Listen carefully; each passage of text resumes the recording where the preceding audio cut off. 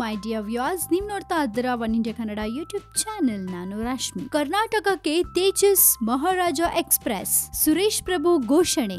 S, Mumbai Goa ನಡುವೆ ಸಂಚರಿಸ್ತಾ ಇರೋ ತೇಜಸ್ ರೈಲಿನ ಪ್ರಯೋಜನ ಕರ್ನಾಟಕ ಕರಾವಳಿಗೂ ಸಿಗಲಿದೆ. ಉತ್ತರ ಪ್ರದೇಶದಲ್ಲಿ ಸಂಚರಿಸ್ತಾ ಇದ್ದ ಮಹಾರಾಜ ಎಕ್ಸ್ಪ್ರೆಸ್ ರೈಲನ್ನ ಕರ್ನಾಟಕಕ್ಕೆ ತರಲಾಗುತ್ತೆ ಅಂತ ರೈಲ್ವೆ ಸಚಿವ ಸುರೇಶ್ ಪ್ರಭು ಅವರು ಘೋಷಿಸಿದ್ದಾರೆ. ಸುರೇಶ್ ಪ್ರಭು ಅವರು ಗುರುವಾರ ಜಿಲ್ಲಾ ರಂಗಮಂದಿರದಲ್ಲಿ ಕಾರವಾರ ವಿಭಾಗದ ರೈಲ್ವೆ ಪ್ರಯಾಣಿಕರ ವಿವಿಧ ಸೌಲಭ್ಯಗಳ ಹಾಗೂ ಸವಲತ್ತುಗಳ ಉದ್ಘಾಟನಾ ಸಮಾರಂಭದಲ್ಲಿ ಮಾತನಾಡಿದ್ರು. ಇನ್ನು ಕಾರವಾರದ ಬಗ್ಗೆ ನೋಡಕ್ ಹೋದ್ರೆ ಬಹಳಷ್ಟು ಅಭಿವೃದ್ಧಿಯಾಗಿದ್ರು ಕಾರವಾರ ತನ್ನ ತನವನ್ನ ಉಳಿಸಿಕೊಂಡು ಬಂದಿದೆ. ಕಾರವಾರ ಅಭಿವೃದ್ಧಿಗೆ ಕೊಂಕಣ ರೈಲ್ವೆ ಪ್ರಮುಖ ಕೊಡುಗೆ ನೀಡಿದ್ದು ಮುಂದಿನ ದಿನಗಳಲ್ಲಿ ಇನ್ನಷ್ಟು ಕೊಡುಗೆ ನೀಡಲಿದೆ. ಕೇಂದ್ರ ಸರ್ಕಾರ ಎಲ್ಲಾ ಪ್ರಮುಖ ಬಂದರುಗಳನ್ನ ಸಂಪರ್ಕಿಸುವ ಸಾಗರಮಾಲಾ ಯೋಜನೆ ಅನುಷ್ಠಾನಗೊಳಿಸುತ್ತಿದ್ದು ಇದರ ಲಾಭ ಕಾರವಾರ ಬಂದರಿಗೆ ಸಹ ಲಭಿಸಲಿದೆ ಅಂತ ಹೇಳಿದ್ದಾರೆ. ಇನ್ನು ರಾಜ್ಯ ಸರ್ಕಾರ ಸಹಯೋಗ ನೀಡಿದ್ರೆ ಪ್ರವಾಸೋದ್ಯಮ ಪ್ಯಾಕೇಜ್ ರೂಪಿಸಲು ರೈಲ್ವೆ ಇಲಾಖೆ ಸಿದ್ಧವಿದೆ. ಐಆರ್ಸಿಟಿಸಿ ಸಹಯೋಗದಲ್ಲಿ ಪ್ರವಾಸೋದ್ಯಮ ಅಭಿವೃದ್ಧಿಗೆ ರಾಜ್ಯ ಸರ್ಕಾರ ಪ್ಯಾಕೇಜ್ ರೂಪಿಸಿದ್ರೆ ಎಲ್ಲಾ ನೆರವು ಒದಗಿಸಲಾಗುವುದು ಅಂತ ಕೇಂದ್ರ ರೈಲ್ವೆ ಸಚಿವ ಸುರೇಶ್ ಪ್ರಭು ಅವರು ಹೇಳಿದ್ದಾರೆ. ಈಗಾಗಲೇ ಐಷಾರಾಮಿ ರೈಲು ಸೇವೆ ತೇಜಸ್ ಮುಂಬೈಯಿಂದ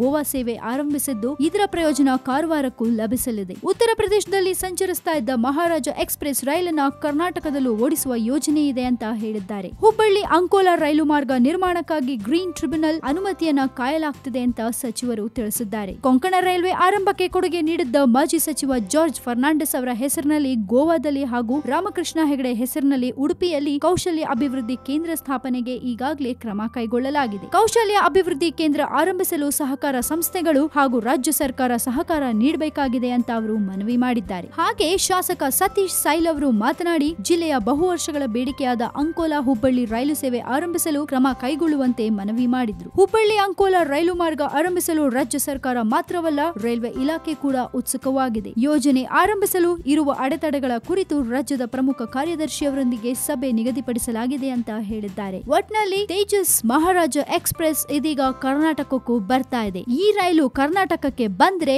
ಜನಗಳಿಗೆಲ್ಲ ನಿಜಕ್ಕೂ ತುಂಬಾನೇ ಹೆಲ್ಪ್ ಆಗತ್ತೆ. ನೀವು ಒಪ್ಕೋತೀರಾ? ನಿಮ್ಗೆ ಏನನ್ಸುತ್ತೆ ಅನ್ನೋದನ್ನ ನಮ್ ಜೊತೆ ಶೇರ್ ಮಾಡ್ಕೊಳ್ಳಿ. ಹಾಗೆ ಇನ್ನಷ್ಟು ಸುದ್ದಿಗಳಿಗೆ ನಿಮ್ಗೆ ಗೊತ್ತು ಮರೀದೆ ಸಬ್ಸ್ಕ್ರೈಬ್ ಮಾಡಬೇಕು ನಮ್ಮ one India Kannada YouTube channel. And ಈ ನಮ್ಮ ವಿಡಿಯೋ ನಿಮ್ಗೆ ಇಷ್ಟವಾಗಿದ್ರೆ ಸಿಂಪಲ್ ಆಗಿ ಲೈಕ್ ಮಾಡಿ, ಶೇರ್ ಕೂಡ ಮಾಡಿ.